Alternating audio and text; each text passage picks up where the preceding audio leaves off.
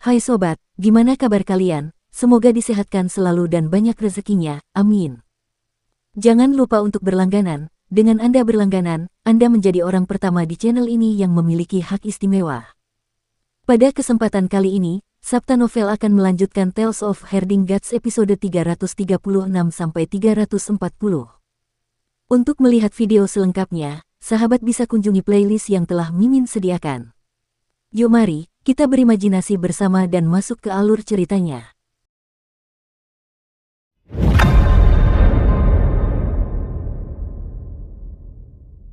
Pangongso memimpin Han Ruandi dan para ahli lainnya untuk mengejar Qin Mu ketika dia melihat lebih dari 200 kapal terbang mengibarkan bendera mereka. Mereka menutupi langit dan matahari seolah-olah ada lebih dari 200 awan yang menutupi separuh cakrawala dan bergerak. Di bawah kapal terbang, sepasukan binatang aneh bergegas keluar. Makhluk-makhluk besar itu bergerak maju seperti gunung-gunung kecil sementara para pemanah duduk di punggung mereka. Di belakang mereka ada kereta perang, penunggang kuda, dan kemudian infanteri dalam formasi. Mereka dipisahkan menjadi berbagai jenis pasukan sesuai dengan atribut tubuh roh mereka, dan itu adalah pemandangan yang megah. Formasi ini sungguh menakjubkan dan membuat Han Ruandi bingung. Di masa lalu, Kekaisaran Perdamaian Abadi memiliki pasukan binatang aneh di depan, dengan kereta perang dan penunggang kuda di belakang. Infanteri kemudian akan bertindak sebagai garda depan dengan menyerbu di bawah binatang aneh. Sedangkan untuk kapal terbang, mereka akan ditempatkan di tengah pasukan. Meskipun kapal terbang dapat melayang di udara, jangkauannya tidak terlalu jauh. Kapal-kapal itu dapat dengan mudah dijatuhkan, sehingga mereka membutuhkan perlindungan dari penjaga tengah. Namun saat itu kapal terbang berada di paling depan. Untuk menjatuhkan mereka, para ahli hanya perlu mengayunkan peluru pisau mereka ke langit dari jarak 30 mil, dan kapal-kapal itu akan hancur sementara semua penumpangnya akan jatuh. Lebih buruk lagi, jika tungku pil terkena, semua prajurit di kapal akan tewas dalam ledakan itu. Qin Mu telah meningkatkan tungku pil kapal terbang dan meningkatkan daya tembaknya secara drastis. Namun, jika meledak, itu akan menjadi 10 kali lebih menakutkan dari sebelumnya. Praktisi seni dewa biasa pada dasarnya tidak akan memiliki kesempatan untuk bertahan hidup. Tentu saja, ini tidak bisa sepenuhnya disalahkan pada Qin Mu. Dia meningkatkan tungku pil sehingga kapal terbang bisa menjadi lebih cepat, tetapi daya tembak mereka tidak sebanding, jadi mereka tidak dapat melepaskan semua energi. Apakah guru Kekaisaran Perdamaian Abadi gila? Han Ruandi berpikir sampai pada titik ini ketika suara Pangongso menariknya menjauh.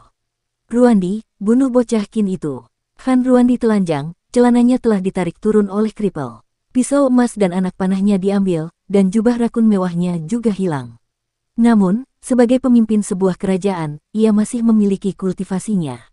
Ketika mendengar Pangongso, ia segera menyingsingkan celananya, bersiap untuk mengencangkan ikat pinggangnya, tetapi ia tidak menemukan apapun di sana. Sabuknya yang bertahtakan emas dan batu giok pun hilang. Kemampuan si cacat itu terlalu kuat. Kalau dia datang untuk membunuhku, bukan mencuri pakaianku, bagaimana mungkin aku bisa bertahan melawannya? Han Ruandi menggigil dan keringat dingin mulai mengalir di sekujur tubuhnya, membasahi punggungnya. Namun, ia telah melebih-lebihkan kripel. Meskipun tangan dan kaki kripel lincah, semua kemampuannya digunakan untuk mencuri dan kemudian melarikan diri untuk menyelamatkan diri. Teknik tubuh dan tangannya tidak dapat diprediksi, tetapi sangat disayangkan bahwa ia hanya mengandalkan kakinya dalam pertempuran jarak dekat, jadi tangannya tidak memiliki kemampuan tempur apapun. Seni ilahi tubuh jasmani kripel ceroboh dan biasa saja tanpa gerakan menyerang yang kuat. Jika seseorang benar-benar menyerangnya, akan sulit baginya untuk bertukar banyak pukulan. Hal yang paling menakutkan tentangnya adalah teknik tubuhnya. Meskipun Han Ruandi tidak memiliki busur atau anak panah, kultivasinya masih ada. Ki vitalnya tiba-tiba meledak, dan sosok yang seperti dewa dan iblis perlahan berdiri di belakangnya. Sosok itu memiliki 4 lengan dan kepala burung sementara api yang menyala-nyala bersinar terang di sekujur tubuhnya. Dewa yang merupakan perwujudan roh primordial Han Ruandi. Keempat lengannya ditarik ke busur, dan api yang berkobar langsung memenuhi udara di Dakteng Zone. Api berdesing dan berkumpul ke arahnya, membentuk anak panah yang sangat terang di antara busur besar itu. Getaran terdengar, dan anak panah melesat keluar. Langit dan daratan menjadi sangat kering sementara api menyebabkan penampakan muncul satu demi satu. Kemanapun anak panah itu terbang, naga api tampak berguling-guling di padang pasir kuning. Mereka membuat kekacauan di mana-mana. Masih bertelanjang dada, Han Ruandi mengangkat tangan kanannya. Dengan jari telunjuk dan jari tengah disatukan sementara ibu jarinya berada di jari manis dan kelingkingnya, yang memegang ilmu pedang, ia menekan bagian tengah alisnya. Wih, anak panah api itu sangat cepat dan melesat lurus ke arah si cacat dan Kinmu yang sedang berlari. Anak panah itu begitu cepat sehingga tidak seorang pun dapat melihat nyala apinya yang sangat terang, hanya garis hitam setelah anak panah itu melesat melewati mereka. Pangongso sangat terkejut. Han Ruandi diakui sebagai pemanah dewa nomor 1 di padang rumput, dan kekuatan yang ditunjukkan oleh anak panahnya bahkan membuat jantungnya berdebar-debar. Jika aku mengambil buku emas itu dan melanjutkan ke tahap berikutnya untuk menjadi dewa, aku harus waspada terhadap ayahku yang mudah tertipu. Buku emasku, hati Pangongso hancur berkeping-keping. Ketika dia memikirkan bagaimana Kinmu telah mencuri buku emasnya, dia merasa seperti telah ditusuk di jantungnya sebelum hancur. Dalam perjalanan ke stasiun perbatasan, dia diam-diam membaca buku emas dan menghafal diagram sirkulasi di dalamnya. Namun, diagram sirkulasi itu sangat rumit dan sedikit saja perbedaan akan sama saja dengan berjalan 1000 mil ke arah yang salah. Tidak mungkin ada kesalahan dalam memperbaiki jembatan suci itu. Pangongso tidak yakin kalau dia bisa mengulang semua yang dilihatnya tanpa satu pun kesalahan. Cahaya panah itu mengejar Kinmu dan Kripel, yang tiba-tiba membuang semua yang telah dicurinya dan mengulurkan tangannya untuk meraih pemuda di sampingnya. Dia kemudian bergerak seperti hantu untuk menghindari cahaya panah itu. Han Ruandi mengerutkan kening, curiga. Kemampuan tetua ini tidak setinggi yang kukira. Sementara jari-jarinya di dahinya tetap tidak bergerak, cahaya panah itu mengubah arahnya di udara dan melesat ke arah Kripel lagi. Teknik tubuh lelaki tua itu berubah satu demi satu, dan ia benar-benar melesat ke sana kemari dalam sekejap, memberi orang perasaan bahwa ia telah melangkah melewati penghalang ruang. Si kelumpuhan tidak berani menerima anak panah itu, sehingga teknik tubuhnya yang aneh membuat semua orang tercengang, sedangkan Han Ruandi kesulitan untuk memukulnya. Jarak antara Kripel dan kapal terbang itu semakin mengecil. Duke Wei terbang ke udara sambil memegang pedang Duke dan menebas ke arah cahaya panah. Ledakan yang sangat mengerikan meledak, dan Duke Wei terlempar ke atas karena getarannya. Dia kemudian bangkit kembali dan mendarat di sebuah kapal terbang sambil tertawa. Ruandi, kamu memang punya satu atau dua keterampilan. Kemampuan Ruandi berada di atas kemampuannya, jadi momentum anak panah itu tidak melambat. Tiba-tiba, Jenderal Agung yang memahkotai pasukan melangkah maju. Tombak langit perseginya membubung ke udara dan berubah menjadi cakar naga yang terentang untuk meraih cahaya anak panah itu. Jenderal Agung yang memahkotai angkatan darat mendengus, dan ki vitalnya hampir meledak karena benturan itu. Kakinya tidak dapat menahan diri untuk bergerak mundur berulang kali, sampai akhirnya dia berhasil menjatuhkan lampu panah itu. Pada akhirnya, dia kewalahan karena terkejut. Kalau bukan karena Adipati Wei yang telah terlebih dahulu berhadapan dengan anak panah itu dan telah menghabiskan lebih dari separuh tenaganya, dia tidak akan dapat menerima jurus ini sama sekali. Han dari Kekaisaran Barbariandi memiliki reputasi yang dapat dibenarkan. Dia hanya sedikit lebih lemah dari guru Kekaisaran dan Yang Mulia. Begitu cahaya pedang menghilang, Jenderal Agung yang memahkotai pasukan mengulurkan tangannya untuk meraih ke depan. Naga panjang itu terbang kembali dan berubah menjadi tombak persegi berwarna merah darah di tangannya. Cakar naga itu berubah menjadi cabang kecil tombak yang berdengung saat bergetar. Di zona lidah bebek, semua Han dan Raja Dukun mengangkat celana mereka, tetapi mereka semua tidak dapat menemukan ikat pinggang mereka. Tiba-tiba, suara trompet terdengar dari Helan Pass, yang berada di belakang mereka. Pasukan dari semua suku mengalir deras seperti banjir. Pasukan padang rumput itu ahli dalam menunggang kuda, jadi yang pertama keluar adalah pasukan kambing. Para praktisi seni ilahi yang menjadi anggotanya tidak menunggangi kambing gunung, melainkan kambing barbar, yang merupakan binatang aneh berkaki dua. Mereka adalah campuran darah yang berasal dari kambing dan binatang aneh dari reruntuhan besar. Mereka memakan rumput, tetapi semuanya kuat dan kokoh. Kambing barbar hanya memiliki dua kaki, tetapi ketika mereka berlari cepat, mereka seperti burung yang tidak bisa terbang yang berlari cepat ke depan. Fisik mereka sangat tinggi, jadi ketika mereka berdiri, mereka seperti bangunan kecil.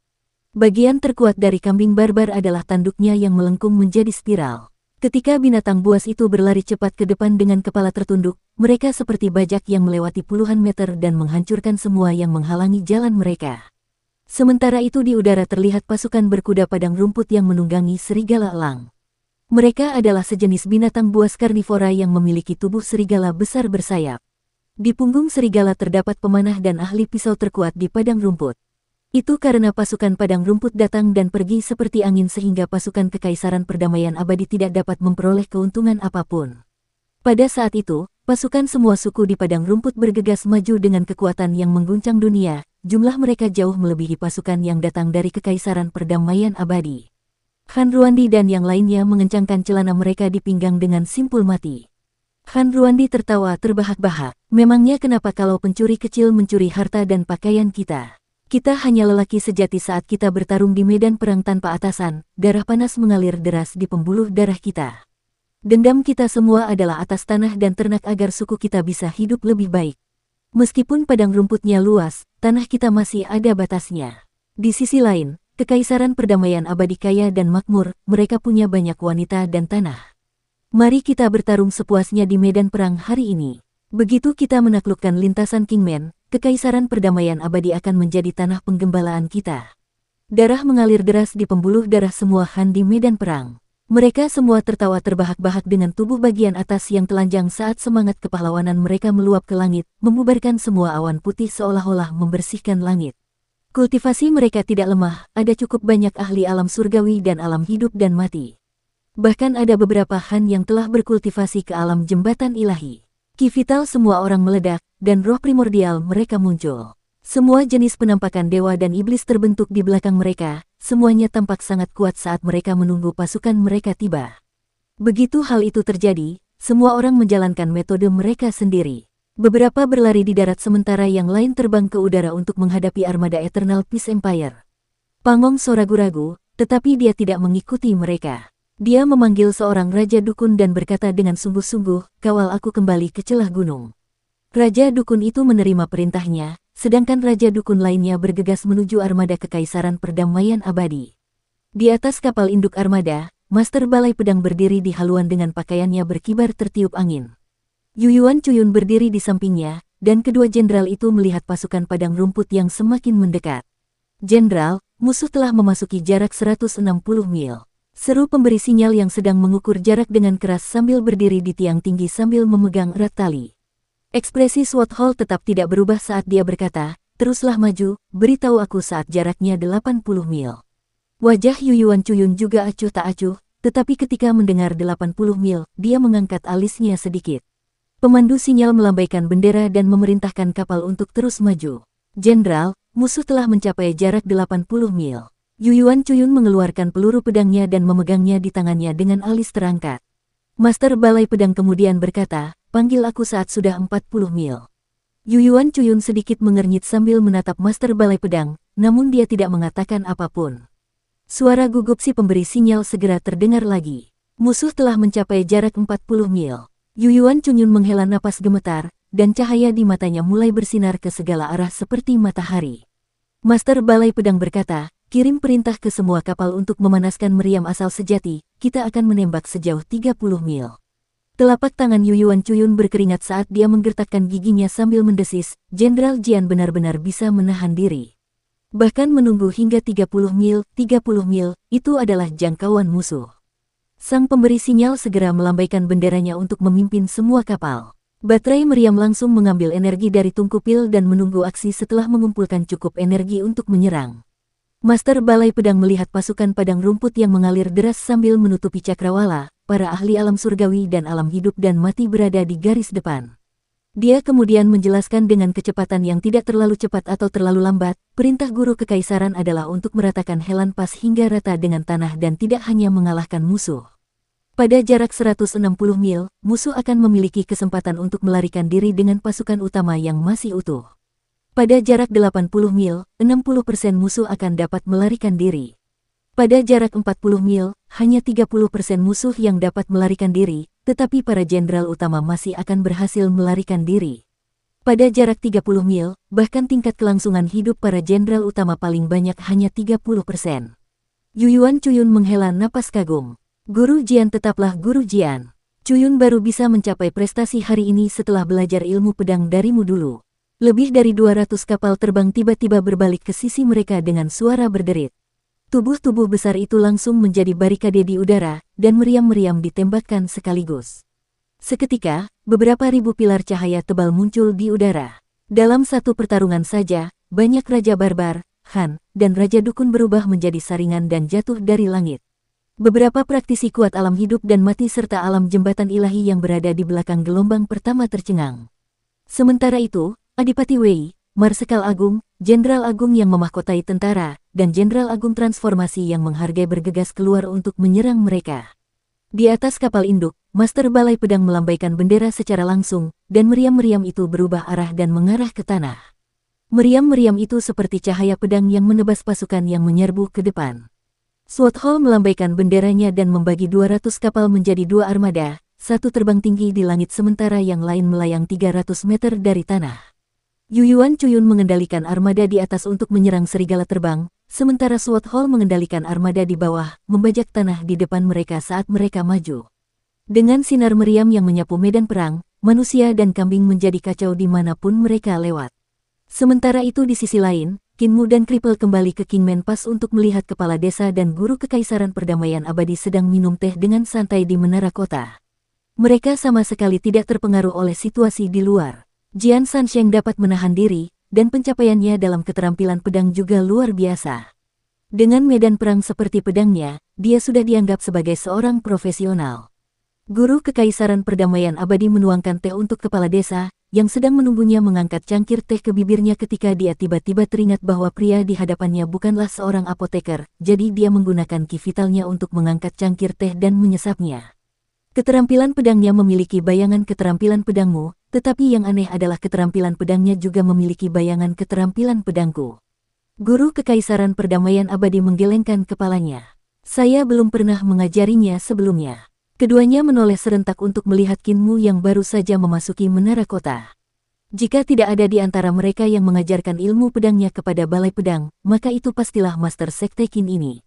Keduanya langsung mengerutkan kening saat melihatnya memegang buku emas aneh dengan satu tangan dan pakaian dalam dengan tangan lainnya. Muer, aku terpaksa membuang barang-barang yang kucuri, tapi kau belum melakukannya. Jadi sekarang kau adalah pencuri dewa nomor 1 di dunia. Puji Kripel sambil mengacungkan kedua jempolnya. Kinmu menggelengkan kepalanya dan berkata, kemampuanku jauh lebih rendah dibandingkan dengan kakek cacat. Buang saja, buang saja. Si cacat mencubit hidungnya dan berkata, apa bagusnya celana dalam Grandmaster? Cepat buang saja. Kinmu melempar celana dalam itu keluar dari menara kota. Ia kemudian berjalan ke arah dua orang yang sedang minum teh dan melemparkan buku emas itu ke atas meja teh. Ia mengendus aroma teh dan tersenyum. Saya punya beberapa daun teh yang bagus. Itu dari seorang tuan muda bernama Su Senghua yang berasal dari surga tinggi. Saya tanpa malu-malu meminta setengah kantong darinya. Surga yang tinggi, hati guru kekaisaran dan kepala desa perdamaian abadi berdebar kencang. Kepala desa buru-buru bertanya, Anda bertemu dengan seorang pengunjung dari surga tinggi. Apakah dia menyerang Anda? Tidak, bingung, Kinmu berkata, Su Senghua adalah orang yang sangat ramah. Aku pernah berselisih dengannya, dan kami berdua sama-sama hebat. Kepala desa, dia juga seorang tubuh penguasa. Tubuh penguasa sepertiku. Para pemuda menjadi bersemangat. Tubuh penguasa. Guru kekaisaran perdamaian abadi sedikit bingung. Ketika dia memikirkannya, dia belum pernah mendengar tentang konstitusi semacam ini sebelumnya, jadi dia menatap kepala desa dengan ragu. Tubuh penguasa terdengar jauh lebih baik daripada 4 tubuh roh agung, tetapi apakah dunia ini benar-benar memiliki konstitusi yang lebih tinggi dari 4 tubuh roh agung? Jika demikian, mengapa dia tidak pernah mendengarnya sebelumnya? Dan dari penampakannya, tampaknya ada 2 tubuh penguasa seperti itu di dunia. Otot-otot wajah kepala desa berkedut saat dia merasa wajahnya akan jatuh.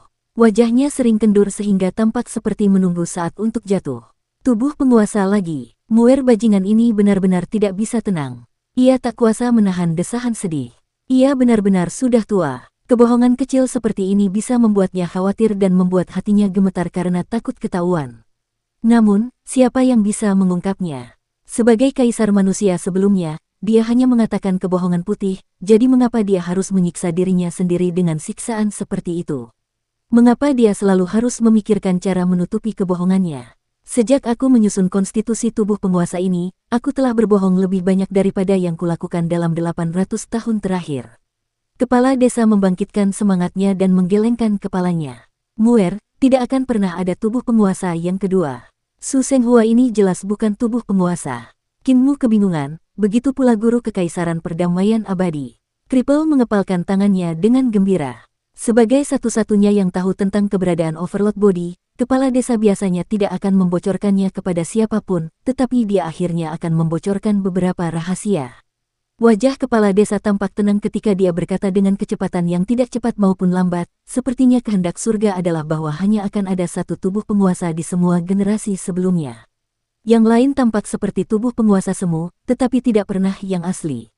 Sudah seperti ini sejak awal zaman. Dalam satu era, hanya ada satu orang dengan tubuh penguasa sejati. Kamu perlu mengingat hal ini. Guru Kekaisaran Perdamaian Abadi tidak dapat menyembunyikan keterkejutannya. Satu-satunya tubuh penguasa di dunia. Sisanya adalah tubuh penguasa semu. Misteri di dunia ini memang lebih dalam dari apa yang dibayangkannya. Kata-kata kepala desa membuatnya waspada dan bersemangat. Kehendak surga, satu-satunya tubuh penguasa semu, tampaknya ada kekuatan yang tak terlukiskan yang mengendalikan semua ini. Kripel tidak banyak berpikir tentang hal itu dan berkata dengan gembira, seperti yang kuduga, hanya ada satu tubuh penguasa sejati di dunia ini. Kinmu sedikit bersemangat, tetapi kemudian keraguan menyerangnya. Namun, kultivasi Su Senghua dan kultivasiku tidak ada bedanya. Jika berada di alam yang sama denganku, dia hanya bisa menjadi tubuh penguasa juga. Hanya ada satu alasan untuk ini, kata kepala desa dengan wajah serius. Itu karena kamu tidak cukup bekerja keras. Sebagai tubuh penguasa, kamu sebenarnya akan diseret oleh 4 tubuh roh agung atau tubuh penguasa semu. Kamu seharusnya malu dan merenungkan dirimu sendiri. Kinmu mengangguk dengan berat dan berkata dengan sungguh-sungguh, kakek kepala desa, jangan khawatir, aku pasti akan bekerja lebih keras lagi. Kalau dipikir-pikir, aku memang sudah malas-malasan selama beberapa hari terakhir. Kalau aku meningkat, Su Senghua juga meningkat, tetapi kalau aku mengendur, dia mungkin benar-benar bisa melampauiku. Kepala desa merasa lega, sambil berpikir dalam hati, Muer masih terlalu polos, ditipu olehku seperti ini untuk bekerja lebih keras lagi.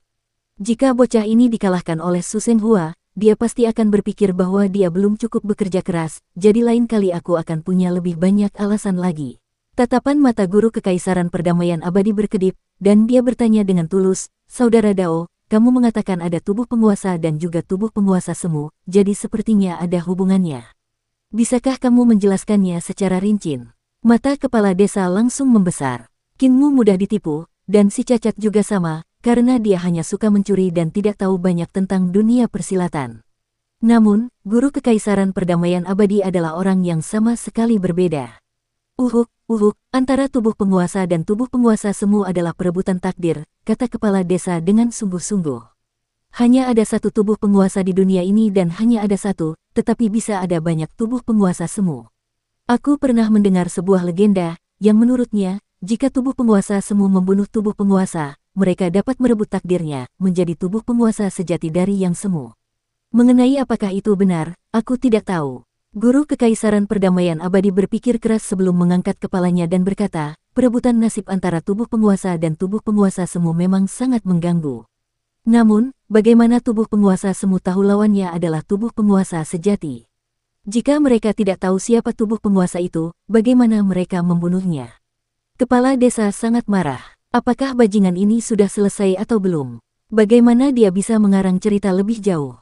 Tubuh penguasa dan tubuh penguasa semu memiliki hubungan yang tak terbayangkan. Saat keduanya bertemu, mereka dapat merasakan satu sama lain. Kepala desa menenangkan pikirannya dan berkata, sejak mereka bertemu, mereka akan memiliki rasa penghargaan atas bakat masing-masing, namun mereka adalah musuh alami yang harus berjuang sampai akhir.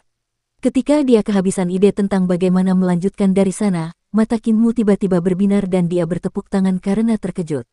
Saat pertama kali bertemu Su Senghua, aku punya perasaan seperti ini.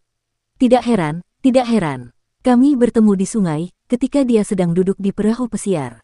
Saat itu, dia menghentikan perahu ketika dia melihatku untuk mengundangku. Jadi itu karena hubungan antara tubuh penguasa dan tubuh penguasa semu. Guru Kekaisaran Perdamaian Abadi tidak lagi meragukannya dan mengangkat kepalanya untuk melihat ke langit dengan linglung. Su Senghua berasal dari surga tinggi, dan dewa yang kutemui yang mengirimkan bencana juga berasal dari surga tinggi. Tempat macam apa itu, untuk benar-benar memiliki dewa dan bahkan tubuh penguasa? Saudara Dao, kamu seharusnya tahu tempat itu, kan? Mereka hanyalah dewa palsu. Kepala desa juga mengangkat kepalanya untuk melihat langit biru. Di sebelah barat mereka terdapat medan perang yang sangat dahsyat, tetapi tidak ada seorang pun yang melihatnya karena tidak peduli dengan situasi di sana. High Heavens tidak lebih dari sekelompok antek, mereka adalah mata yang ditanam oleh para dewa untuk mengawasi dunia ini, kata kepala desa dengan lembut. Bencana salju kekaisaran perdamaian abadi Anda telah membuat orang-orang berada dalam situasi yang mengerikan, dan tanah itu belum pulih bahkan sekarang. Namun bencana High Heavens hanyalah serangan meteorologi biasa. Jika dewa sejati mengirimkan bencana kepada Anda, hehe. Dia mengalihkan pandangannya dan berkata, Laut Timur sedalam 30.000 yard dan tenggelam dalam satu malam. Bagian timur reruntuhan besar awalnya adalah laut, tetapi berubah menjadi daratan dan pegunungan dalam semalam. Rambut guru kekaisaran perdamaian abadi berdiri tegak. Sepanjang hidupku, aku telah melawan High Heavens, dan mereka tidak mudah untuk dihadapi. Namun, eksistensi di balik High Heavens bahkan lebih sulit untuk dihadapi. Kepala desa melihat bagian lengan dan kakinya yang terputus dan menjadi linglung. Dia bergumam, kau akan bertemu mereka, Muir juga akan bertemu mereka. Guru kekaisaran perdamaian abadi melihat bagian-bagian tubuh lelaki tua itu yang hilang. Bekas luka akibat pedang mungkin tampak biasa saja di mata orang lain, tetapi di matanya, mata dewa pedang generasi sekarang, ada keajaiban yang tak terbatas di dalamnya. Dia tahu betul betapa mengerikannya orang yang telah memotong tangan dan kaki kepala desa. Langit tinggi akan mengirimkan bencana pada perdamaian abadi sekali lagi. Kepala desa menghela napas gemetar dan berkata, namun, musuh utama langit tinggi tetaplah kaisar manusia.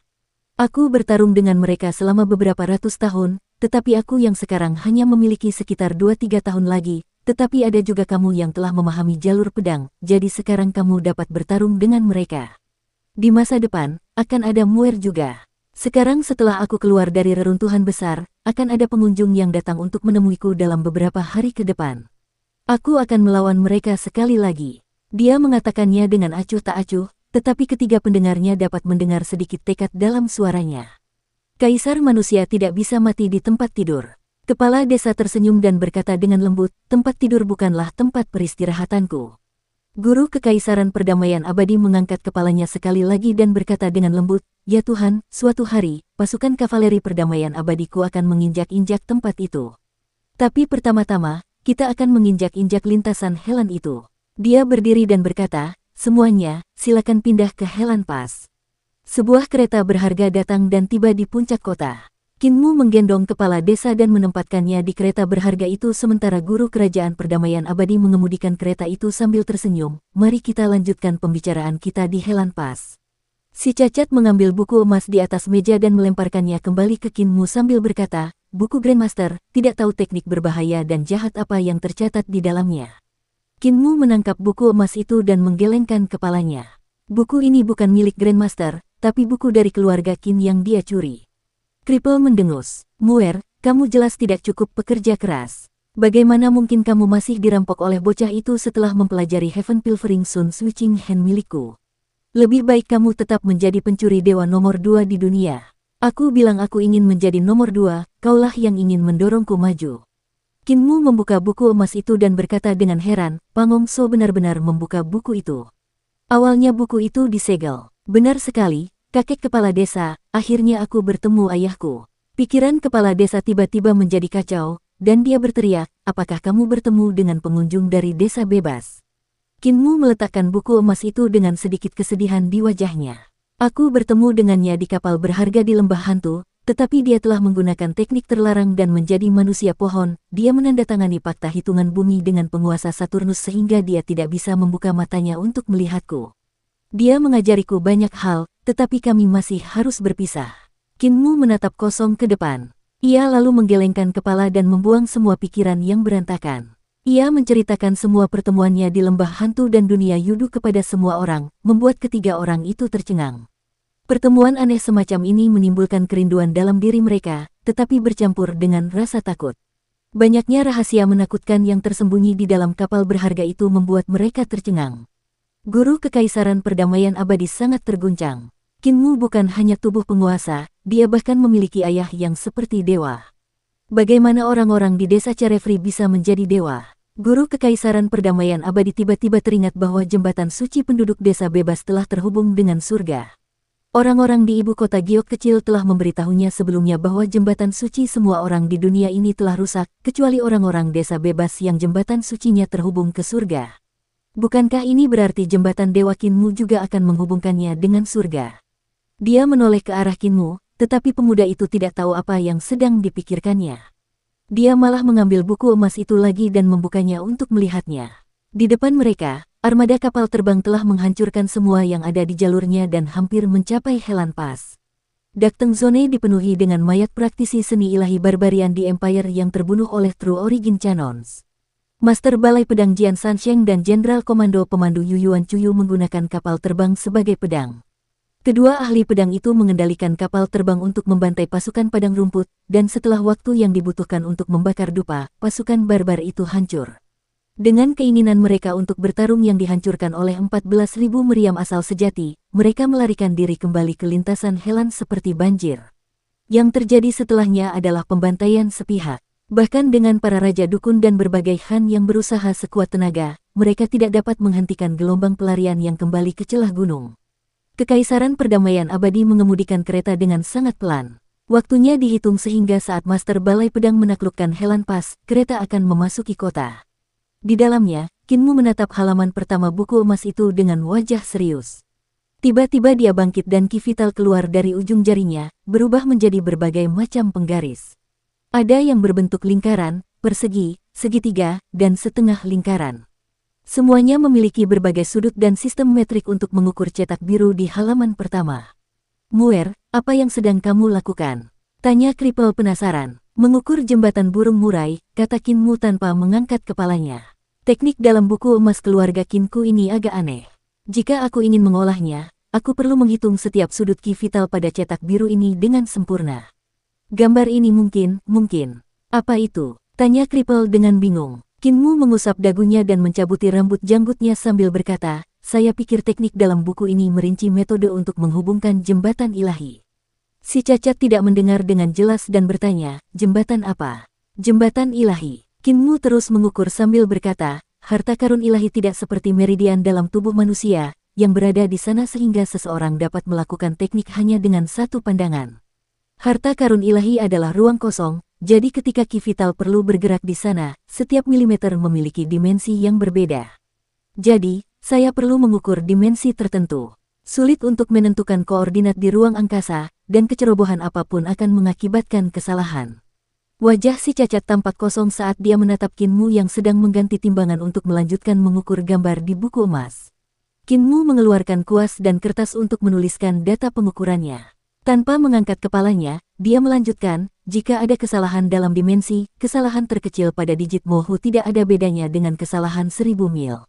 Perhitunganku harus akurat dan menjangkau hingga digit di belakang Mohu. Lebih jauh, ukuran tubuh manusia dalam lukisan itu berbeda dari ukuran tubuh manusia sungguhan. Ukuran harta karun ilahi di sini juga berbeda dari harta karun ilahi manusia sungguhan, jadi biar aku hitung nilai numerik yang mendasarinya terlebih dahulu. Ukuran harta karun ilahi jembatan ilahi setiap orang berbeda, tetapi dengan nilai numerik yang mendasarinya, seseorang akan dapat mengolahnya menggunakan rasio. Dalam hal itu, mereka akan dapat mengolah rahasia jembatan Magpie. Si cacat bertanya lagi, jembatan apa? Bingung, Kinmu tersenyum, jembatan Magpie. Kakek cacat, Anda tampaknya sedang linglung. Saya tidak akan berbicara dengan Anda lagi, bagian ini sulit untuk dihitung dan juga sangat sulit. Saya perlu menghabiskan waktu yang sangat lama. Tiba-tiba kepala-kepala desa muncul, dan dia bertanya dengan penuh semangat, jembatan apa? Kinmu kemudian menjadi semakin bingung. Kepala desa, apakah kamu juga linglung? Jembatan Magpie, bukan itu. Guru Kekaisaran Perdamaian Abadi berbalik dan berkata cepat, bukan itu. Sebelum jembatan murai, kau jelas-jelas mengatakan jembatan ilahi. Benar sekali. Kripel langsung berkata, aku juga pernah mendengar tentang Divine Bridge. Kepala desa mengangguk berulang kali. Itu jembatan suci. Kinmu tersadar dan tersenyum. Jembatan suci pria dalam lukisan itu rusak, dan teknik yang ia gunakan untuk memperbaikinya disebut jembatan murai.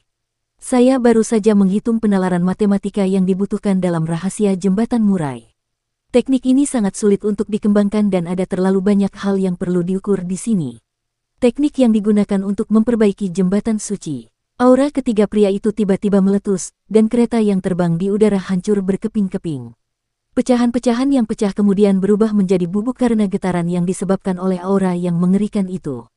Kinmu segera terbang ke langit sambil memegang buku emas dan data yang telah diukurnya di samping dadanya. Pakaiannya menjadi gelap karena tinta yang tumpah. Guru Kekaisaran Perdamaian Abadi, Kepala Desa, dan si cacat hampir meraih buku emas itu. Namun begitu mereka melihat Kinmu memeluknya erat-erat, mereka berhenti dan menarik kembali tangan mereka, nyaris tak mampu menahan kegembiraan di hati mereka. Untunglah buku emas ini tidak takut ternoda tinta. Kalau tidak, dosamu akan sangat besar, gerutu Kinmu. Kepala desa langsung berkata, mendaratlah di tanah dulu. Keempatnya jatuh, dan di sekeliling mereka ada mayat. Beberapa tempat bahkan berkobar dengan api dan mengepulkan asap. Itu adalah jejak yang ditinggalkan oleh seni api ilahi. Sementara itu, pasukan Kekaisaran Barbardi menggedor gerbang Helan Pass dengan harapan bisa melarikan diri, tetapi para penjaga tetap menutup gerbang kota dengan rapat, tidak mau membukanya untuk membiarkan mereka masuk. Ini untuk mencegah Kekaisaran Perdamaian Abadi mengambil kesempatan untuk menyerang. Pasukan yang kalah sebenarnya sedang menyerang Helan Pass dengan panik. Tembok tinggi runtuh terus-menerus karena dihantam oleh banyak praktisi kuat, dan batu-batu pecah mulai berterbangan. Namun, yang mereka hancurkan adalah tembok kota luar karena cukup lebar, tetapi tembok bagian dalam masih berdiri kokoh. Dukung terus channel YouTube Sabta Novel. Para prajurit yang menjaga kota itu melancarkan sihir dan senjata roh mereka ke tanah di bawah, menyerang kawan maupun lawan, membunuh rekan-rekan yang belum lama ini mereka lawan di pihak yang sama. Segala macam kata-kata kasar dilontarkan dari bawah tembok kota, membuat situasi di luar terlalu mengerikan untuk dilihat. Mayat-mayat di bawah kota menumpuk menjadi gunung. Di depan Helan Pass, armada yang dipimpin oleh Sword Hall Master dan Yuyuan Cuyun berhenti 60 mil jauhnya dan tidak bergerak maju lagi. True Origin Cannons terus-menerus ditembakkan, menghancurkan menara dan gerbang kota menjadi berkeping-keping. Seketika, banyak sekali pelarian yang membanjiri kota bagaikan banjir. Tangan dan kaki Pangongso yang berada di kota menjadi sedingin es. Gerbang kota hancur, dan pasukan yang kalah menyerbu masuk ke kota. Lintasan Helan tidak lagi memiliki kesempatan untuk menghentikan laju musuh. Pasukan yang kalah menyerang para penjaga di dalam lintasan yang merasa kesulitan untuk membentuk formasi, jadi mereka memutuskan untuk melarikan diri juga. Jika musuh mengambil kesempatan ini untuk menyerbu masuk dan membantai mereka dengan tertib, padang rumput itu pasti akan menderita kerugian total. Bawa aku pergi sekarang juga. Pangongso menguatkan hatinya dan memerintahkan Raja Dukun di sampingnya, tinggalkan kota ini, mundurlah dari Helan Pass. Raja Dukun itu segera mengangkatnya dan terbang keluar dari Helan Pass. Dalam perjalanan, Pangongso berkata dengan tegas, suruh semua murid Istana Emas Roland kita meninggalkan medan perang. Hati Raja Dukun itu bergetar, dan dia bertanya dengan suara gemetar, Grandmaster, jika murid-murid Istana Emas Roland mundur, pasukan tidak akan punya cara untuk bertahan hidup. Tetapi Istana Emas Roland akan tetap bertahan. Pangongso sangat tenang. Dengan bertahan, para pengikut Istana Emas Roland kita hanya akan mati di kota ini. Kita harus mempertahankan kekuatan kita. Medan perang yang sebenarnya ada di padang rumput. Reputasi Istana Emas Roland kita bukan karena rasa hormat dan pemujaan suku-suku. Jika Guru Kekaisaran Perdamaian Abadi ingin mengambil alih padang rumput, dia harus membayar harga yang mahal. Raja Dukun segera mengumpulkan ki vitalnya dan mengubahnya menjadi teriakan yang mengguncang dunia yang menyebar ke seluruh medan perang. Teriakan itu memerintahkan para pengikut Istana Emas Roland untuk mundur. Setelah itu, situasinya menjadi semakin tidak teratur. Jantung pasukan benar-benar hilang, dan semua orang ingin melarikan diri untuk menyelamatkan diri. Mereka mengalir melalui gerbang kota dengan orang-orang berdesakan satu sama lain, menginjak-injak yang jatuh. Ada beberapa yang telah mengembangkan seni terbang ilahi, jadi mereka terbang ke udara dan ditembak jatuh oleh meriam asal sejati. Yuyuan Cuyun mengendalikan langit sehingga tidak ada praktisi seni dewa dari Kekaisaran Barbariandi yang bisa melarikan diri dengan cara ini. Sementara itu, Master Balai Pedang mengendalikan tanah, tetapi dia tidak menghalangi orang-orang untuk melarikan diri kembali ke celah. Sebaliknya, dia menyapu bersih semua musuh di daratan di depannya, memaksa sisanya untuk melarikan diri dengan lebih panik. Di bawah kapal terbang, pasukan Kekaisaran Perdamaian Abadi bergerak maju untuk membersihkan sisa-sisa di medan perang. Pangongso berbalik untuk melihat Helan Pass yang sudah mulai runtuh. Api berkobar di kota, dan asap tebal mengepul ke langit. Para prajurit Kekaisaran Barbarian di semuanya melarikan diri untuk menyelamatkan diri. Beberapa dari mereka mencoba mendaki Gunung Helan ketika mereka tidak bisa keluar dari kota, tetapi sebagian besar dari mereka jatuh dan menjadi pasta daging. Banyak dukun dan raja dukun yang hebat terbang kembali dan berkumpul di sekitar Pangongso.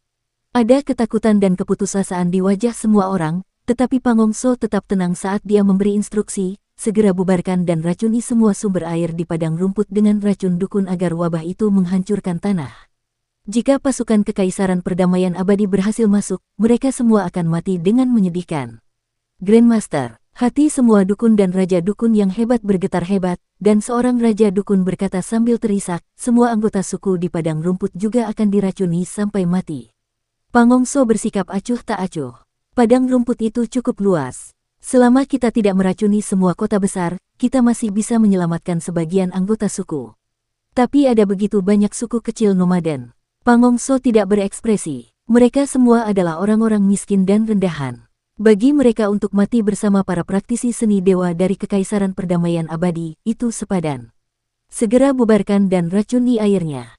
Tidak boleh ada penundaan. Jika tidak, ketika pasukan Kekaisaran Perdamaian Abadi tiba di sini, target pertama mereka adalah Istana Emas Roland. Kebanyakan dukun besar dan raja dukun tercengang sebelum berpencar ke segala arah. Pangongso memandang Helan Pass, tempat asap mengepul dari api perang, menyelimuti jalan yang dulunya tak tertembus. Ia berbalik dan berjalan menuju Istana Emas sambil bergumam, sudah bertahun-tahun, sekitar 7 atau 8.000 tahun, kan? Hatiku sudah setenang sumur tua, tanpa riak sedikit pun. Ini pertama kalinya, kan? Pertama kalinya aku merasakan keinginan untuk berjuang sekuat tenaga seperti dalam kehidupan pertamaku, Kekaisaran Perdamaian Abadi, pengajar Kekaisaran Perdamaian Abadi, Master Kultus Iblis Surgawi, kalian sekali lagi telah menyalakan semangat juangku. Di medan perang, Kinmu memindahkan beberapa mayat ke satu sisi dan membuka buku emas agar pengajar Kekaisaran Perdamaian Abadi, kepala desa, dan si cacat dapat melihat isinya. Ketiga kepala itu berkumpul bersama dan menatap dengan gugup tulisan-tulisan serta gambar-gambar di halaman sambil dengan panik menghitung dan menghafal semuanya. Hebat, sungguh hebat. Bagaimana orang-orang di desa Carefree bisa memikirkan metode rumit seperti itu untuk menghubungkan jembatan suci seperti ini? Seberapa besar kemampuan kalkulasi yang dibutuhkan untuk menghitung tanda-tanda yang begitu presisi sebelum mengubahnya menjadi sebuah teknik? Ketiganya berseru tanpa henti, sampai guru Kekaisaran Perdamaian Abadi berkata, "Saudara-saudara, bolehkah saya membalik halamannya? Jembatan Magpie seharusnya bukan satu-satunya, pasti ada teknik lain di halaman berikutnya. Namun, perhitungan di sana akan lebih rumit dan memerlukan hasil perhitungan di jembatan Magpie sebagai dasar." Buku emas itu dibalik ke halaman berikutnya, dan terdengar gelombang seruan lainnya. Itu memang teknik berikutnya yang dihitung berdasarkan jembatan Magpie. Rahasia panduan misterius benar-benar luar biasa. Itu benar-benar membangun paviliun di udara. Mampu menghitung hingga langkah ini jelas merupakan perhitungan yang luar biasa. Ini bukan sesuatu yang bisa dihitung oleh satu orang. Ini adalah teknik yang mungkin telah mengumpulkan kebijaksanaan semua orang di Carefree Village untuk dihitung. Cepat, cepat, cepat, buka halaman berikutnya, apa yang kau lihat dariku? Aku tidak punya tangan. Setelah mereka bertiga melihatnya cukup lama, ledakan keras dan sorak-sorai tiba-tiba terdengar dari kejauhan. Kinmu mendongak untuk melihat ke atas dan terbatuk. Helan Pass telah ditaklukkan. Tanpa berkata apa-apa, ketiganya terus membaca buku emas itu. Kinmu menggelengkan kepalanya. Bukankah kita seharusnya pergi ke sana? Langit akan segera berubah gelap. Jika kita tetap di Dakteng Zone, kita akan berada dalam bahaya saat kegelapan menyerbu di malam hari. Bagaimanapun juga, ini adalah reruntuhan besar. Ketiganya tetap diam. Kinmu merasa bosan setengah mati, dan setelah menunggu beberapa saat lagi, dia tidak dapat menahan diri untuk berkata, "Tidak peduli berapa lama kalian melihatnya, jika kalian tidak dapat menghitung penalaran matematika dalam teknik tersebut, kultivasi apapun yang tergesa-gesa akan berakhir sia-sia." Ketiganya akhirnya mengangkat kepala. Mereka dengan enggan mengalihkan pandangan dari buku emas itu, dan Kinmu segera bertanya, "Kakek kepala desa, apakah Anda yakin bisa menambal jembatan suci Anda?" Kepala desa menggelengkan kepalanya dan berkata, "Umurku tidak banyak lagi, jadi apakah aku bisa menambal jembatan suciku sebelum aku mati karena usia tua? Itu semua tergantung pada takdirku." Dari 3 jenis teknik dalam buku ini, menambal jembatan suci bukanlah tugas yang mudah. Guru Kekaisaran Perdamaian Abadi mengangguk. Sebelum itu, pertama-tama kita perlu menghitung penalaran matematika di dalam ketiga teknik ini. Poin ini sangat penting dan kita harus membangun model aljabar sesegera mungkin. Setelah itu selesai, kita akan dapat menyebarkan pengetahuan ini. Cripple mencibir. Imperial Preceptor, kau ingin menyebarkan teknik yang bisa membuat orang menjadi dewa dan setan, tetapi apakah kau sudah meminta izin dari orang dari keluarga Qin di Carefree Village? Lagi pula, ketiga teknik ini bukan milikmu. Guru Kekaisaran Perdamaian Abadi tertegun sejenak, lalu berkata dengan nada meminta maaf, saya hanya berpikir apakah teknik ini bisa atau tidak bisa disebarkan, tetapi saya lupa bertanya kepada pemiliknya. Master Sekte Qin, Qin Mu tersenyum. Aku tidak berencana untuk menyimpannya sendiri. Aku hanya berpikir bahwa kita harus menyebarkannya juga, karena tidak perlu menyimpannya hanya untukku. Guru Kekaisaran Perdamaian Abadi menatap matanya dalam upaya untuk mengetahui niatnya yang sebenarnya, tetapi dia hanya bisa melihat tatapan Qin Mu yang sangat jelas. Dia tiba-tiba mendesah, Kaisar manusia tua, akhirnya aku mengerti mengapa kamu memilihnya sebagai penerusmu. Dia memang memiliki kualitas dan keluasan pikiran untuk menjadi Kaisar manusia. Dia mungkin masih muda, tetapi pola pikirnya cukup luas. Muer telah diajari oleh kami, jadi tentu saja pola pikirnya cukup luas. Kata kepala desa dengan tenang. Jika Guru Kekaisaran Perdamaian Abadi mengetahui latar belakang 9 tetua, dia akan tahu mengapa Qin Mu memiliki tatapan mata dan keluasan pikiran yang tidak dimiliki orang lain seusianya. 9 tetua dari desa lansia cacat merupakan kerabat terdekat Qin Mu dan juga guru-gurunya. Di antara ke-9 orang itu, ada Sang Rulai saat ini, Sang Dewa Tombak di masa lalu, orang nomor 1 dalam menempah harta karun yang gemar berbuat nakal si bisu, Sang Raja Racun Muka Giok yang dulunya sangat tampan namun kejam, dan orang suci dari Sekte Iblis Surgawi yang memikat para dewa dan iblis di dunia.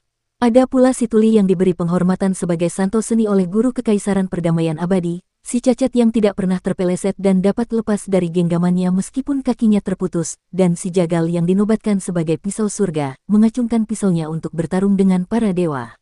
Ada pula kaisar manusia yang mulia di generasinya, kepala desa. Mereka semua berpikiran terbuka dan terbuka. Ada yang emosional, ada yang penyayang, ada yang tenang, ada yang licik, ada yang pandai menjaga diri sendiri, ada yang penuh semangat heroik dan berdarah panas, ada yang pandai merencanakan, dan ada yang kejam. Namun, yang mereka miliki adalah ketulusan hati yang murni, hati seorang bayi yang baru lahir.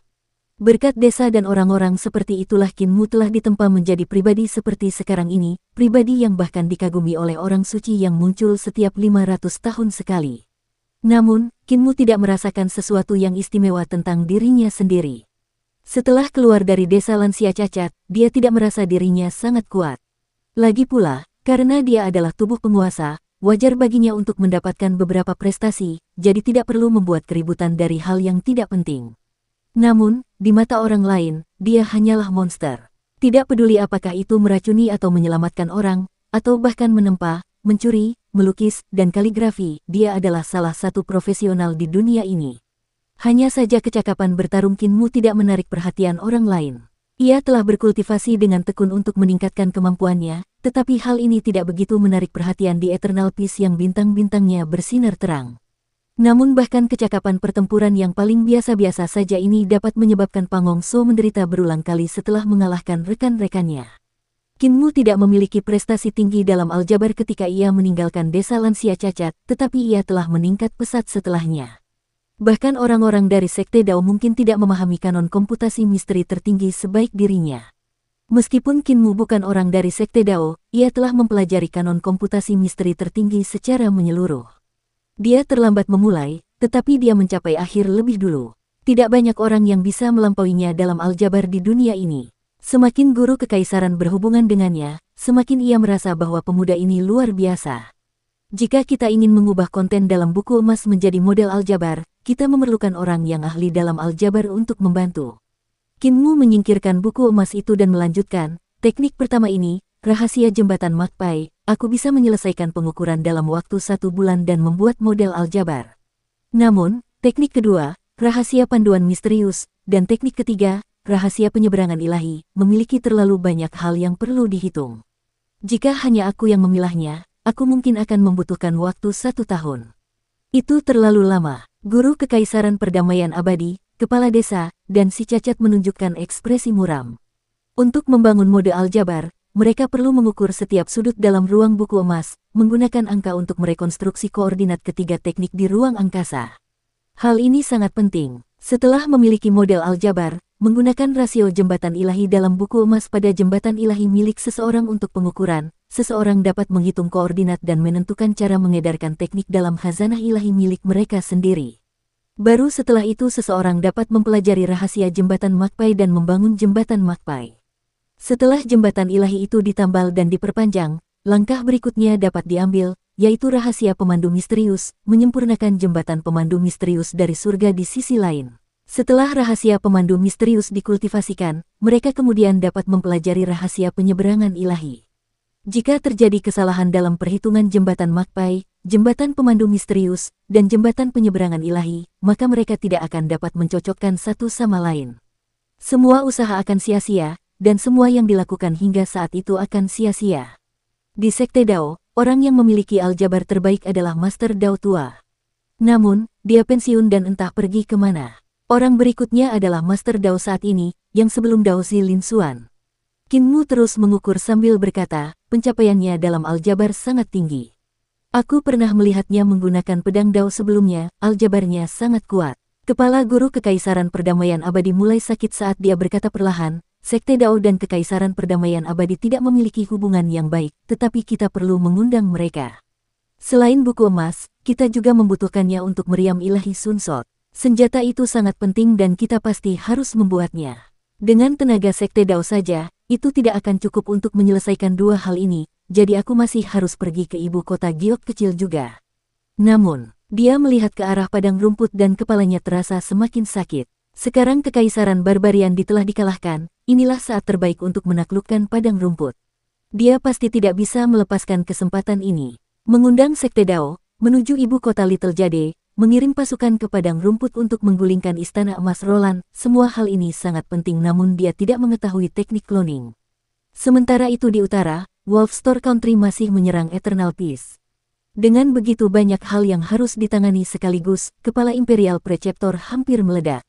Saya sangat mengenal Dao Master, jadi saya bisa pergi ke Dao Sek. Mungkin Dao Master Lin Xuan bisa tergerak. Qin Mu tersenyum sebelum melanjutkan, saya juga bisa pergi ke Little Jade Capital. Saya pernah bertemu Wang Muran dan gurunya, Wanderer Zen, sebelumnya. Aku membunuh pengembara Zen, kata guru Kekaisaran Perdamaian Abadi. Kau adalah Master Sekte Iblis Surgawi, jadi ibu kota Giok kecil mungkin tidak memperlakukanmu dengan baik. Qin Mu menatap kepala desa dan si cacat. Karena aku tidak punya kegiatan apapun, lebih baik jalan-jalan saja setelah aku keluar. Guru Kekaisaran Perdamaian Abadi mengerti dan berkata, baiklah. Kalian akan pergi ke ibu kota Little Jade sementara aku meratakan padang rumput dan membasmi istana emas Roland. 100 harta karunnya adalah milikku. Qin Mu segera berkata, kamu berjanji untuk membiarkanku memilih apapun. Guru Kekaisaran Perdamaian Abadi menjawab dengan sungguh-sungguh, jangan khawatir, janjiku selalu diperhitungkan. Qin Mu tersenyum dan berkata, kepala desa, kakek cacat, mari kita kembali ke Kingman Pass. Kita akan membawa Xiong Xiu dan putrinya, serta Fatih Dragon, ke Sekte Dao dan ibu kota Little Jade. Guru Kerajaan Perdamaian Abadi segera berjalan menuju lintasan Helan sementara Qin Mu dan yang lainnya kembali ke lintasan Kingman untuk menjemput Xiong Xiu dan putrinya. Pemuda itu kemudian mengangkat kepala desa dan meletakkannya di keranjang tanaman obat. Qin Mu tiba-tiba tersadar. Sial, aku belum pernah ke Little Jade Capital. Kepala desa berkata dengan acuh tak acuh, saya pernah ke sana sebelumnya. Di sana hanya ada sekantong tulang tua, bau dan keras. Bahkan jika Anda pergi ke sana, Anda mungkin tidak dapat memindahkannya. Si cacat mengusap telapak tangannya dengan gembira. Little Jade Capital, aku belum pernah ke sana sebelumnya. Tanpa mencuri dari tanah suci ini, hidupku tidak akan lengkap. Sayang sekali Old Ma tidak ada di sini. Xiong Qier mengangkat kepalanya dan menatap si cacat dengan serius. Kakek cacat, kamu akan dipukuli sampai mati karena mencuri. Si cacat agak senang dengan gadis kecil ini dan membelai kepalanya sambil tersenyum padanya. Apakah Qier ingin menjadi tangan suci nomor 3 di dunia ini? Ya, suara gadis kecil itu keras dan jelas. Di Helan Pass, semua pasukan sedang mengonsolidasikan persenjataan mereka, sementara para jenderal kepala maju untuk melaporkan kepada Guru Kekaisaran Perdamaian Abadi tentang kerugian yang terjadi. Korbannya tidak terlalu parah dan tidak dapat dibandingkan dengan pertempuran skala kecil sebelumnya. Semua jenis senjata dan perlengkapan roh seperti ransum dan obat-obatan roh sebagian besar tidak tersentuh. Master Balai Pedang dan Yuyuan Cuyun juga maju untuk melapor. Guru kerajaan, tidak ada lagi batu obat. Apa? Teriak Guru Kekaisaran Perdamaian Abadi. Batu obat untuk pasukan baru sudah selesai, kata Master Balai Pedang sekali lagi. Tidak mungkin. Guru Kekaisaran Perdamaian Abadi tiba-tiba berdiri. Kapal terbang itu diisi dengan batu obat untuk 3 bulan, jadi bagaimana mungkin semuanya habis dalam sehari? Master Balai Pedang tidak banyak bicara. Selesai dengan menembakkan meriam, guru kekaisaran, meriam yang disempurnakan oleh akademisi Qin memiliki konsumsi energi yang besar, dan tungku pil yang disempurnakan juga membutuhkan lebih banyak batu obat. Dalam pertempuran sebelumnya, sinar meriam yang ditembakkan dari setiap meriam 100 kali lebih kuat daripada sebelumnya. Konsumsinya juga 100 kali lebih besar daripada sebelumnya. Oleh karena itu, batu obat cepat habis, jelas Yuyuan Cuyun. Guru Kekaisaran Perdamaian Abadi menenangkan diri dan berkata, kalau begitu, kita tidak bisa menyerahkan pengejaran kepada pasukan baru. Biarkan kavaleri dan unit terbang mengejar. Pasukan baru kalian akan beristirahat dan mengatur ulang diri terlebih dahulu. Ketika batu obat dikirim, aku akan memberikan misi lain untuk kalian. Guru Kerajaan, pasukan baru kita belum punya nama. Semoga guru kerajaan memberi kita nama, kata Yuyuan Cuyun. Saya akan melanggar aturan jika memberikan nama. Kaisar harus menjadi orang yang melakukannya. Guru Kekaisaran Perdamaian Abadi melambaikan tangannya untuk mengusir mereka sambil berpikir, bagaimana mereka semua bisa terkuras habis begitu saja.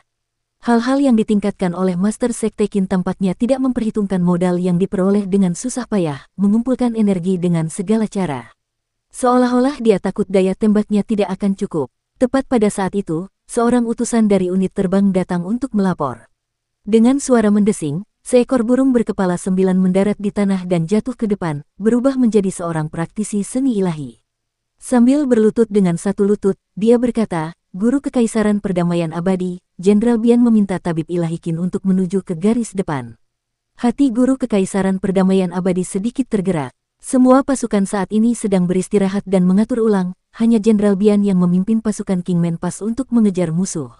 Dia siap untuk langsung menghancurkan Yellow Dragon Manor, ibu kota kekaisaran Barbarian di.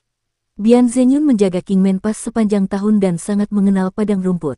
Begitu dia membawa para elit untuk langsung menuju Yellow Dragon Manor, dia bisa dikatakan bergerak dengan kecepatan dewa, jadi menaklukkan ibu kota bukanlah hal yang mustahil. Tabib Qin sudah pergi ke Sekte Dao dan tidak ada di sini lagi. Apa yang terjadi? Racun dukun. Praktisi seni dewa itu membuka bajunya dan memperlihatkan dadanya. Livor mortis terlihat di tubuhnya, dan ada juga ulcerasi yang luas. Praktisi seni dewa itu mendesis, saudara-saudara kita di ketentaraan semuanya telah menderita racun dukun dan tak terhitung banyaknya dari mereka yang telah meninggal. Dokter militer dari Imperial College mengatakan bahwa dukun-dukun hebat telah meracuni air. Guru Kekaisaran Perdamaian Abadi memandang dengan wajah muram, lalu segera berdiri. Bawa aku ke sana untuk melihatnya.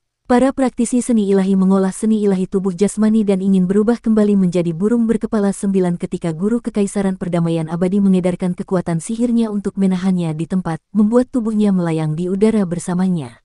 Dia berkata dengan sungguh-sungguh, jangan gunakan kekuatan sihirmu. Jika tidak, racun dukun akan menyebar lebih cepat. Kau hanya perlu mengarahkanku ke arah yang benar. Kecepatannya sangat cepat, dan ruang di bawah kakinya tampak menyusut dengan cepat.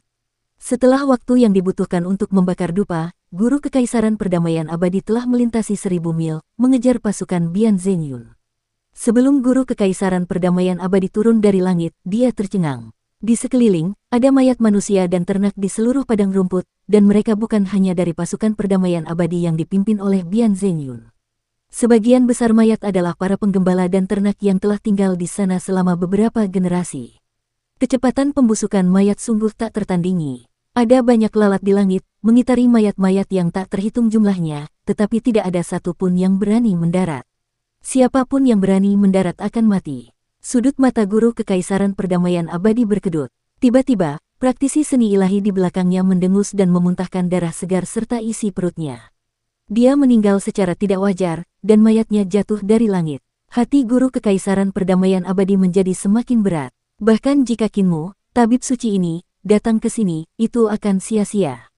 Istana Emas Roland telah meracuni seluruh padang rumput, jadi skalanya terlalu besar. Guru Kekaisaran Perdamaian Abadi mengepalkan tangannya erat-erat saat berjalan di antara lautan dan gunung mayat. Ada banyak prajurit di samping Bian Zhengyun yang masih hidup, tetapi tubuh mereka sudah membusuk dengan cepat. Sudut mata Guru Kekaisaran Perdamaian Abadi berkedut saat dia menatap Bian Zhengyun. Kultivasi pria ini padat, jadi racun dukun tidak bisa mendekatinya. Namun, jenderal tua ini memiliki tatapan kosong. Dia duduk linglung di samping seorang perwira muda yang merupakan putranya yang telah meninggal karena racun tersebut. Jenderal Bian Zenyun mengangkat kepalanya dengan linglung, matanya tak bernyawa. Guru Kekaisaran Perdamaian Abadi berbalik dan pergi sambil berkata dengan wajah serius, kalian harus tinggal di sini, jangan memasuki celah itu. Bian Zenyun menatap punggungnya yang berjalan menjauh dan tiba-tiba berteriak, Guru Kerajaan, kita masih memiliki banyak putra perdamaian abadi di sini, kita tidak bisa membiarkan mereka semua mati di sini. Tubuh Guru Kekaisaran Perdamaian Abadi bergetar, tetapi dia tidak berhenti. Dia terus berjalan menuju Helan Pass. Di tengah perjalanan, Guru Kekaisaran Perdamaian Abadi melihat para praktisi seni dewa dari Kekaisaran Perdamaian Abadi yang membawa labu berwarna hijau. Tidak ada yang bersuara. Mari kita mulai. Guru Kekaisaran Perdamaian Abadi menutup matanya dan melambaikan tangannya. Banjiri padang rumput dan bersihkan racun dukun itu. Labu botol terbuka, dan awan gelap membubung ke udara menutupi padang rumput. Kilatan petir berderak saat menyambar, dan hujan deras turun dari langit.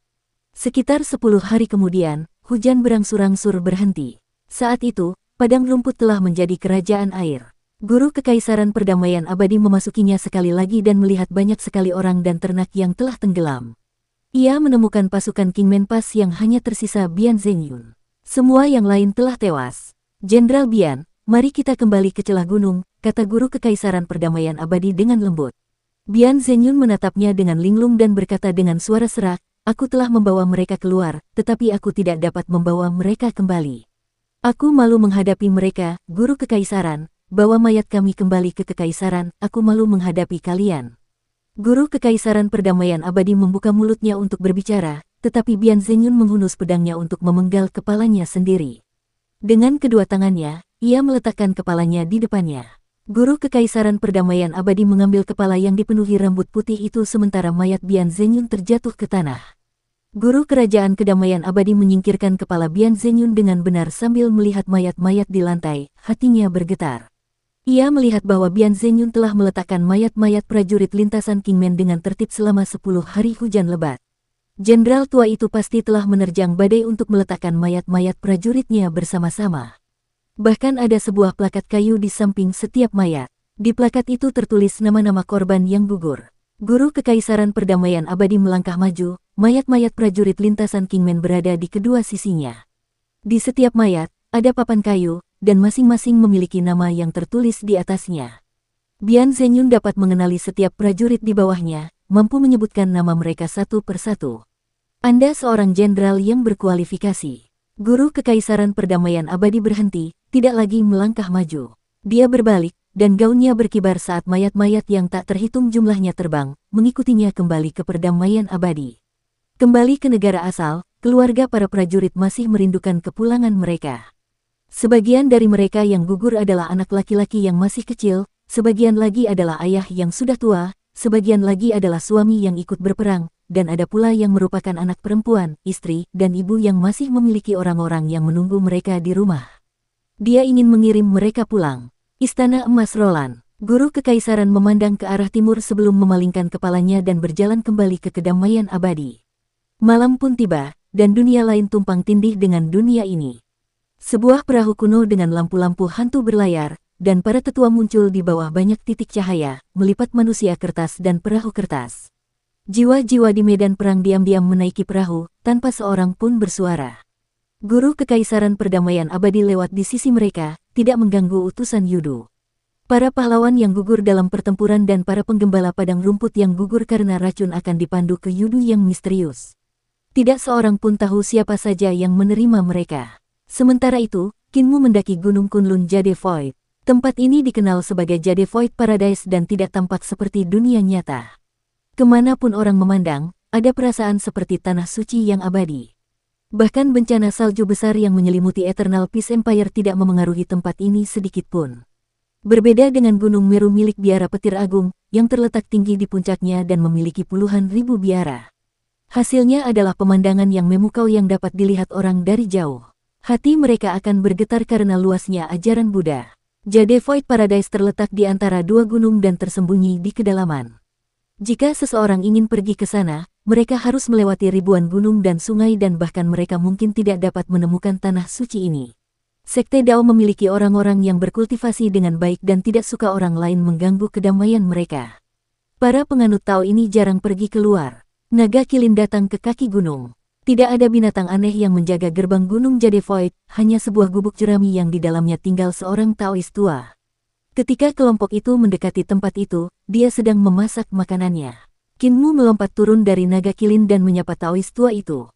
Guru Sekte Suci Surgawi ada di sini untuk bertemu dengan Guru Dao. Mohon saudara senior memberitahunya. Taois tua itu tercengang dan memperhatikannya dengan saksama. Kemudian dia melirik keranjang ramuan di punggungnya dan pria lumpuh yang penuh dengan senyuman. Jadi itu adalah Master Sekte Iblis Surgawi. Kamu telah membunuh cukup banyak saudara senior Dao tua dalam pertempuran di ibu kota itu. Taois tua itu kemudian mengukur si cacat dan memperlihatkan ekspresi curiga. Kinmu tersenyum dan berkata, penganut Taoisme paling takut pada orang yang mengganggu kedamaian mereka, tetapi mereka datang untuk mengganggu kedamaian orang lain. Mereka pantas dibunuh. Pendeta Tao tua itu menggelengkan kepalanya dan berkata, bagi orang-orang di dunia, para pendeta Tao terkadang harus bertindak. Master Sekte Iblis Surgawi, aku tidak akan berdebat denganmu. Kalian sendiri yang akan naik gunung. Jangan ganggu kultivasiku. Kripel tersenyum. Orang-orang Daosek malas, jadi mereka tidak melarang siapapun untuk mendaki gunung mereka. Tidak banyak aturan di sini. Taois tua itu menatap si cacat lagi, dan ekspresinya tiba-tiba berubah drastis. Kalian bisa naik gunung, tapi orang tua ini tidak bisa naik. Dia harus tinggal di sini. Kinmu bingung. Marah, Taois tua itu berkata, awalnya aku tidak mengenalinya. Aku baru ingat setelah mendengar suaranya. Dulu ketika Dewa Pencuri berlari ke Gunung Jade Void dan membuat kekacauan, dia mencuri hampir semua yang kita miliki. Sudah berapa tahun berlalu, aku sudah mencuci hatiku dan menyegarkan wajahku, membuka lembaran baru, gerutu Kripel. Peh. Taois tua itu mengabaikannya dan memanggil anjingnya. Seekor makhluk kuning besar dengan gemetar berjalan terhuyung-huyung dari toilet sambil mengibas-ngibaskan ekornya. Taois tua itu kemudian berteriak, seekor anjing tidak bisa menahan diri untuk tidak memakan kotoran. Si cacat menjadi marah. Daois tua ini memarahiku dengan cara yang tidak langsung. Meskipun dia marah, dia masih penuh dengan senyuman, membuat orang-orang merasa seolah-olah mereka sedang mandi di angin musim semi. Jantung Kinmu berdebar kencang, dan dia diam-diam berdoa untuk Taois tua itu. Dia menggendong kepala desa sementara naga Kilin mengikuti mereka ke atas gunung. Si lumpuh itu tiba-tiba melintas seperti hantu, dan tubuhnya lenyap. Dia tertawa. Jika kau tidak mengizinkanku naik gunung, cobalah hentikan aku. Sang Tao tua buru-buru mengejar, dan mereka berdua menghilang ke dalam gunung Jade Void. Setelah beberapa saat, Kinmu melihat Taois tua itu setengah jalan ke atas gunung, telanjang bulat. Dia berjongkok di tebing tanpa peduli. Ketika dia melihat Kinmu mengendarai naga Kilin, Taois tua itu segera memeluk bahunya. Kinmu pura-pura tidak melihat apapun dan berjalan melewatinya. Taois tua itu menghela napas lega, dan Kinmu tiba-tiba berbalik untuk bertanya, bagaimana aku bisa bertemu dengan Master Dao? Orang tua itu merasa malu dan marah. Guru Daolin ada di biara Jade Void di puncak gunung. Kinmu mengucapkan terima kasih dan mengeluarkan sepotong pakaian untuk dilemparkan kepadanya. Pendeta Tao tua itu segera menangkapnya dan ingin mengucapkan terima kasih, tetapi Kinmu sudah pergi. Orang tua itu merasa malu dan marah. Guru Daolin ada di biara Jade Void di puncak gunung. Kinmu mengucapkan terima kasih dan mengeluarkan sepotong pakaian untuk dilemparkan kepadanya. Pendeta Tao tua itu segera menangkapnya dan ingin mengucapkan terima kasih, tetapi Kinmu sudah pergi. Begitu mereka sampai di puncak gunung, mereka bisa melihat air terjun dan mata air. Banyak murid Sekte Dao saat ini sedang berlatih jurus pedang di bawah satu air terjun yang di sampingnya terdapat 14 tulisan pedang Dao. Tulisan itu diletakkan di sana agar semua orang bisa mengamatinya. Para murid Sekte Dao melatih pedang mereka dengan cara yang aneh. Mereka pertama-tama menghitung dengan berbagai macam alat. Kinmu dapat melihat bahwa mereka benar-benar menempa alat-alat perhitungan, seperti diagram Wuji, diagram Taiji, diagram 4 simbol, diagram 5 elemen, dan 8 trigram menjadi harta karun, membentuk struktur ruang 3 dimensi untuk terus melakukan perhitungan. Para Taois ini kelihatannya seperti ahli geomansi, pikir Kinmu dalam hati. Ketika mereka sampai pada kesimpulan, para murid Daosek akan melompat, pedang terbang mereka berayun. Keterampilan pedang mereka luar biasa. Kinmu tak dapat menahan diri untuk tidak memperhatikan sejenak sebelum berseru dalam hatinya, Sekte Dao benar-benar tanah suci, mereka sangat serius dalam pembelajarannya. Seorang biarawati muda Tao berusaha memecahkan persamaan tanpa hasil apapun, membuatnya begitu mendesak hingga ia menggaruk telinganya. Begitu melihat Kinmu, ia segera menghampirinya untuk menyambutnya. Kakak senior, Siapa yang kau cari? Kinmu melompat turun dan berkata, apakah Dao Master Lin Xuan ada di sini? Namaku Kinmu, aku harus menemukannya. Guru Dao ada di biara Jade Void.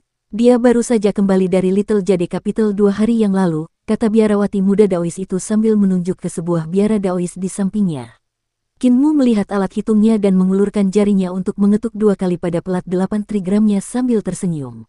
Fenomena astronomi 64 heksagram dapat dipecahkan seperti ini. Biarawati Taois muda itu segera menatap piring 8 trigramnya dan tertegun sejenak sebelum menjadi gembira. Ketika rombongan itu pergi, seorang biarawati Tao tua bertanya, siapa orang itu? Dia mengatakan namanya Kinmu dan dia datang untuk menemui Master Daolin. Biarawati Daois muda itu tersenyum. Dia membantu saya memecahkan pertanyaan fenomena astronomi yang sulit ini dengan mudah sehingga saya bisa menyelesaikan masalah jumlah bintang di Bima Sakti. Biarawati Tao tua itu tercengang. Kinmu, itu adalah Master Sekte Iblis Surgawi. Iblis tua ini telah membunuh entah berapa banyak saudara senior kita dan dia masih berani menerobos masuk ke Sekte Dao kita. Biarawati muda Tao itu terkejut. Guru Sekte Iblis Surgawi, apakah dia di sini untuk membunuh Guru Dao? Apa yang harus kita lakukan? Biarawati Tao tua itu tersenyum. Biara Jade Void kita memiliki semua ahli dari Sekte Dao kita. Jika dia mencoba sesuatu, Sekte Iblis Surgawi harus memilih guru sekte lain. Mari kita latih pedang kita. Tidak perlu repot-repot dengannya. Di biara Jade Void, Kinmu melihat sekelompok Taois tua dan biarawati Taois tua. Beberapa dari mereka berjongkok di taman dan memandangi bunga segar dengan penuh minat, beberapa tergeletak di lantai sambil melihat segerombolan semut berkelahi, sementara beberapa minum teh dengan santai sambil bermain catur. Beberapa memainkan seruling di samping paviliun, sementara yang lain berjalan-jalan dengan sepatu compang camping. Ujung sepatu sudah compang camping, memperlihatkan beberapa jari kaki yang menawan. Kinmu keluar dari tempat itu dan mendongak untuk melihat papan bertuliskan horizontal yang tergantung di atas biara Tao. Dia memastikan bahwa itu adalah biara Jade Void sebelum masuk lagi untuk bertanya kepada seorang Taois tua, di mana Master Tao Lin Xuan. Dao Master. Taois tua itu menoleh dan berteriak, seseorang mencarimu. Suara Dao Master Lin Xuan terdengar dari kedalaman biara Jade Void. Baiklah, aku akan keluar sekarang. Tolong bantu aku mengurus mereka terlebih dahulu, aku sedang dalam tahap penting dalam memurnikan pilku. Sang Tao tua menoleh ke belakang dan berkata, silakan saja. Kinmu menghela napas lega. Setelah menunggu beberapa saat, dia mendengar ledakan keras, dan awan jamur membubung ke langit dari tempat suara Dao Master Lin Xuan berasal. Sekelompok Taois tua dan biarawati Taois tua tertawa. Dao Master meledakkan tungku lagi. Dao Master Lin Xuan keluar dengan wajah penuh jelaga dan berkata, Paman senior, jika Anda tidak berteriak, saya tetap tidak akan meledakkan tungku itu, Master Sekte Qin. Daois Lin Xuan melihat Kinmu dan tercengang. Dia segera menyeka jelaga di wajahnya dan bertanya dengan jujur, bagaimana Master Sekte Iblis Surgawi punya waktu untuk mengunjungi Sekte Dao kita? Guru Sekte Iblis Surgawi. Begitu dia berkata demikian, semua penganut Tao tua dan biarawati Tao menoleh ke arah Kinmu, dan dia merasakan niat membunuh terpancar dari tatapan mereka. Dendam antara Sekte Dao dan Sekte Iblis Surgawi dapat ditelusuri kembali ke sekitar 10 hingga 20 ribu tahun yang lalu. Konflik antara kedua sekte itu terukir di tulang-tulang mereka, dan yang lebih parah, Kinmu telah membunuh hampir setengah dari para ahli dari Sekte Dao di ibu kota untuk meredakan pemberontakan Ling Yuxia. Tidak mengherankan jika para praktisi kuat di sekitar akan memancarkan niat membunuh setelah mendengar gelarnya. Wajah Kinmu tidak berubah, tetapi kepala putih muncul dari keranjang ramuan di punggungnya. Kepala desa melihat ke sekeliling. Kemanapun pandangannya tertuju, para Taois tua dan biarawati Taois mengalihkan pandangan mereka. Mereka tidak menatap matanya, tetapi bergegas pergi untuk melakukan urusan mereka sendiri. Kepala desa kemudian perlahan-lahan menyusut kembali ke dalam keranjang. Kinmu mengeluarkan buku emas itu dan tersenyum. Guru Dao tua mengizinkanku membaca 14 kitab pedang Dao dan aku berterima kasih untuk itu. Sekarang kakak senior Lin telah menjadi guru Dao, aku datang untuk membiarkanmu membaca buku. Aku akan memberimu waktu 3 hari. Master Dao Lin Xuan tersenyum. Kamu juga telah membiarkanku melihat kitab suci iblis surgawi pendidikan agung sehingga kamu tidak berutang apapun kepada sekte Daoku. Buku ini, begitu pandangannya tertuju pada halaman pertama buku emas yang dibuka Kinmu, dia merasa sulit untuk mengalihkan pandangannya. Dia tidak dapat menahan diri untuk mengeluarkan banyak penggaris dan mengukur gambar berulang kali. Sewaktu ia mengukur, ia juga terus menggumamkan berbagai irama perhitungan. Ketika para Taois dan biarawati Taois tua mendengar syairnya, mereka awalnya tidak memerhatikannya. Namun, seiring dengan semakin mendalamnya syair Master Dao Lin Xuan dan perhitungannya yang semakin rumit, mereka pun menjadi penasaran. Seorang Taois tua berjalan mendekat, dan tatapannya segera tertuju pada gambar di buku emas itu. Setelah beberapa saat, semakin banyak penganut Tao dan biarawati Tao tua berkumpul di sekitar. Mereka semua mengukur dan menghitung. Saat mereka terpesona oleh perhitungan itu, waktu berlalu tanpa terasa bagi mereka. Tiba-tiba, sebuah tangan terulur untuk mengambil buku emas itu, dan suara Qin Mu membangunkan mereka dari kesurupan. Guru Dao, saudara-saudara senior, 3 hari sudah lewat. Sudah 3 hari, Lin Xuan dan yang lainnya tercengang. Qin Mu tersenyum. Selamat tinggal. Setelah selesai, dia berbalik, berencana untuk pergi. Tahan langkahmu. Master Sekte Qin, tahan langkahmu. Qin Mu berbalik dan memperlihatkan senyuman.